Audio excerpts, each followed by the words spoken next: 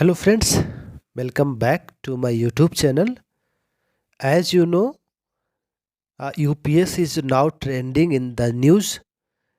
वाजपेयी सरकार के 2004 के फैसले से एनपीएस स्कीम आया, नेशनल पेंशन स्कीम आया। ओल्ड पेंशन स्कीम के जगह पे जितने भी सरकारी कर्मी हैं 2004 के बाद से ज्वाइन करने वालों को एनपीएस के तहत रखा गया। और ये जो एनपीएस है इसकी जो ड्राफ्टिंग की गई उस पे कर्मचारियों को कभी एक्सेप्टेबल नहीं हुआ। 2004 के बाद से अभी तक कर्मचारी इसका विरोध करते रहे। तो पिछले साल सरकार ने दबाव में आकर के, आपको पता है कि आम चुनाव हो या विधानसभा चुनाव हो, कोई भी चुनाव में ये जो चुनावी मुद्दा बन चुका था। तो सरकार ने इसके दबाव को कम करने के लिए कर्मचारियों से जो है वार्तालाप शुरू की, लेकिन कर्मचारी ओपीएस के से कम कुछ मानने को तैयार नहीं थे। तो सरकार ने एक ओपीएस के जैसा मॉडल लागू किया जिसको बोलते हैं unified pension scheme. Unified pension scheme में ओपीएस के सिमिलर एश्योर्ड पेंशन देने की बात की गई कि आपको जो है सुनिश्चित पेंशन देंगे, लेकिन कुछ चीज़ें इसमें ऐसी थी जिसमें कन्फ्यूजन ही कन्फ्यूजन है। तो जितने भी सरकारी कर्मी हैं अभी यूपीएस को मानने को तैयार नहीं है, उनको चाहिए सिर्फ ओपीएस।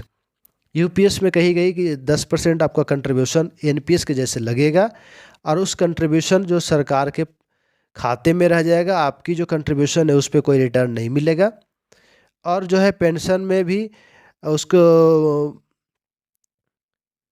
उसकी जो अवधि है उसको बढ़ा दिया गया, वीआर की अवधि बढ़ा दिया गया।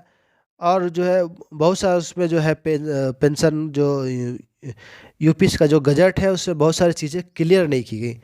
तो इसके वजह से कर्मचारी में जो रोष है अभी बरकरार है।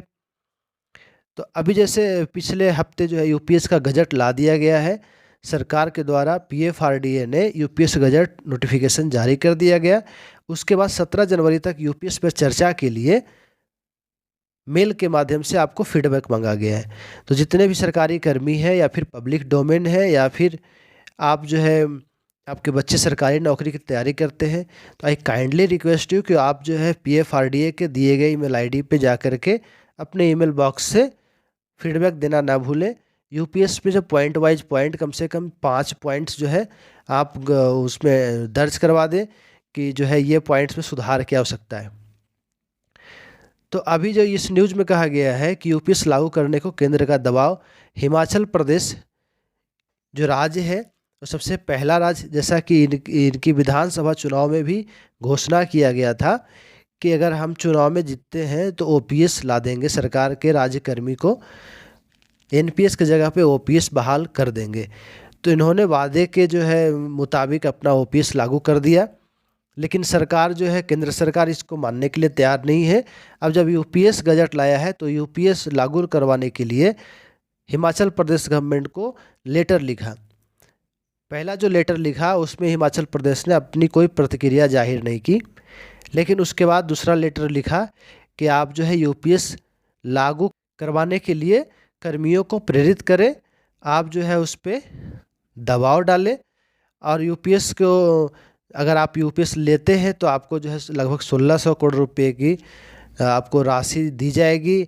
आपको सरकार जो है सरकार की जितनी योजनाएं हैं, केंद्र सरकार की योजनाएं हैं, उसको लागू करने के लिए एक बहुत बड़ा राशि आपको मिलेगा। तो ये जो प्रलोभन है, प्रलोभन दे करके केंद्र सरकार चाहती है कि हिमाचल प्रदेश में ओपीएस की जगह पे कर्मियों को यूपीएस का झुनझुना थमा दिया जाए। तो जैसे जैसे इसका जो है रेगुलेशन आने का करीब है तो सरकार ने, जितने भी राज्य सरकार है, उसको यूपीएस लागू करने के लिए आधिकारिक रूप से लेटर भेजना शुरू कर दिया है। तो आप जो है अभी फ़िलहाल जितने भी कर्मचारी यूनियन के नेता है, या तो राज्य सरकार के हो या केंद्र सरकार के हो, अपनी जो है वो सुझाव और अपनी प्रतिक्रिया दर्ज करवाएं। इसमें जो है ट्रेड यूनियन के नेताओं की एक महत्वपूर्ण भूमिका होती है। जैसे कि आपको पता है कि 8वें वेतन आयोग में भी सुझाव के लिए एनसीएम जेसीएम स्टाफ साइट तरफ से आप प्रतिक्रिया मांगी गई, तो उसमें नेताओं की जो भूमिका है वो बहुत अहम हो जाती है। तो केंद्र सरकार के या राज्य सरकार के जितने भी सरकारी कर्मी हैं, आई काइंडली रिक्वेस्ट यू कि आप जो अपने ईमेल बॉक्स से PFRDA को अपनी प्रतिक्रिया यूपीएस पे देना ना भूलें। तो आज के लिए इतना ही, मिलते हैं किसी अगले वीडियो में, तब तक अपना ख्याल रखिए। अगर आप ओपीएस के सपोर्ट में हैं तो #OPS लिखना ना भूलें। मिलते हैं अगले वीडियोज़ में, तब तक के लिए धन्यवाद।